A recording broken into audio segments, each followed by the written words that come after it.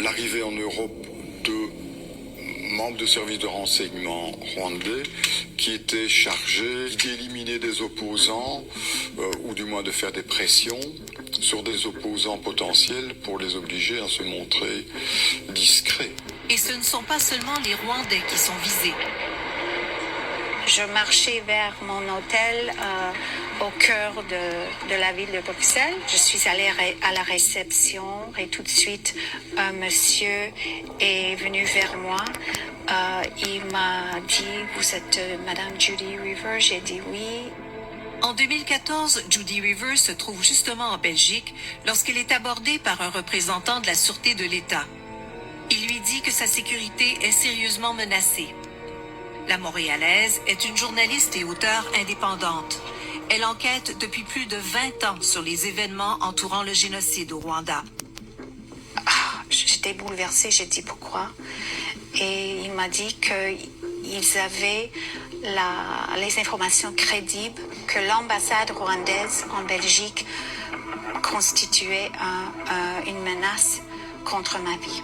2 gardes du corps en voiture blindée vont la suivre jour et nuit durant son séjour d'1 semaine en Belgique. Pour la première fois dans ma vie, je me suis dit, c'est très sérieux, c'est très dangereux et le régime est prêt à faire tout ce qu'ils peuvent pour m'empêcher de travailler. À l'époque, Judy Rever prépare un livre pour remettre en question la version officielle du drame rwandais. Une version trop simple, selon elle, de bons et de méchants. Son enquête s'annonce dévastatrice pour le gouvernement Kagame. L'histoire du génocide, l'histoire officielle est ceci. Les Hutus sont des bourreaux, sont les méchants, et les victimes sont les Tutsis. Ne voulaient pas soit révélés.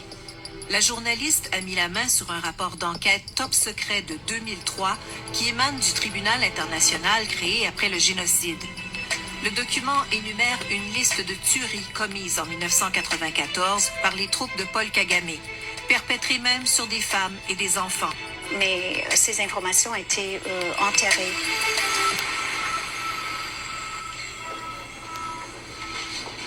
Nadège, la jeune espionne rwandaise, a accepté de nous accorder une entrevue pour nous raconter son histoire.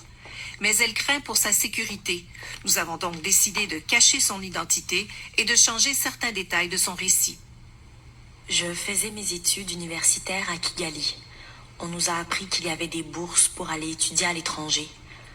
On m'a dit que j'avais eu la bourse de la francophonie et que je devais aller au Canada.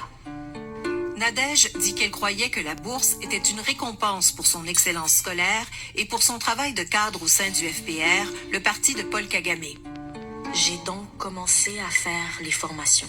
Tout se passait bien jusqu'à la dernière rencontre qu'on a eue, qui était au camp militaire de Gako. C'est là que j'ai appris que je devais faire ce travail d'espionner quelqu'un.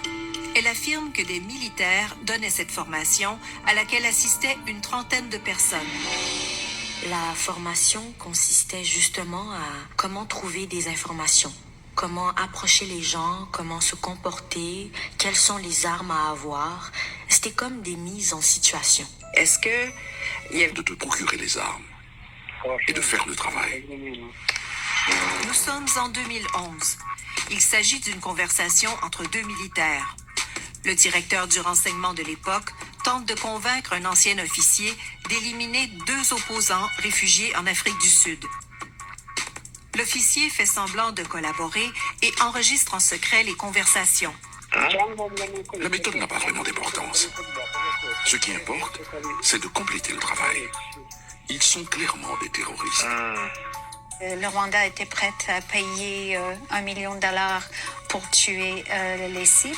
Ils discutent comment approcher, comment embaucher les gardes-corps de ces messieurs, infiltrer le milieu et comment trouver des armes et les munitions. Mais ce que je te dis, ceux qui ont fait ça ont été bien traités financièrement. 2 ans plus tard, l'une des 2 cibles est retrouvée étranglée dans sa chambre d'hôtel de Johannesburg. L'ancien officier donne les enregistrements aux journalistes. gutatira igihango cy'u Rwanda urabizira gutenguha. En réaction à cet assassinat, le président Paul Kagame tient ses propos troublants. Kwifuriza abantu nabi birakugaruka. Ibisigaye is how.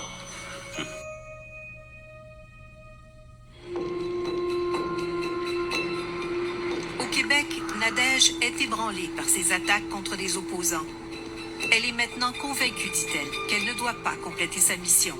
C'est là que j'ai commencé à avoir des regrets. Ça a des ordres bien clairs et bien ciblés d'éliminer la population. C'était vraiment une politique délibérée d'assassiner la population, surtout la population Hutu. Il accumule les preuves contre le régime. Il devient de plus en plus dérangeant. Parce que les gens qui savent que je sais ce que je sais et continueront à avoir peur de moi.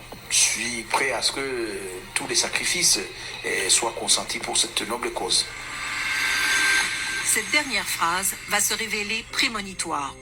Le 16 mai 1998, Setsenda Chonga sera l'objet d'une deuxième attaque et cette fois, il n'y survivra pas. On vivait avec cette possibilité, mais en se disant toujours, on espère que ça ne va pas se passer. Mais l'idée qu'il allait être comme ça, assassiné en plein jour, en pleine rue, c'était impensable. Après une enquête bâclée au Kenya, 3 hommes sont accusés, puis acquittés. Donc je pense que son assassinat a été vraiment une onde de choc. Ils n'hésitent pas de tuer leurs opposants dehors de le pays. C'est quelque chose qu'on a documenté depuis les années 90 et ça continue jusqu'à maintenant. Louis Mudge et son organisation ont dû quitter le Rwanda en raison de leur critique du gouvernement rwandais.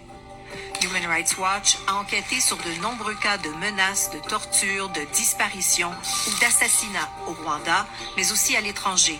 Au Kenya, en Ouganda, en Afrique du Sud et même en Grande-Bretagne. Et malheureusement, il y a d'autres cas où on soupçonne, on a vraiment les indices disant que l'État rwandais est lié, mais... D'assassinats d'opposants à l'étranger.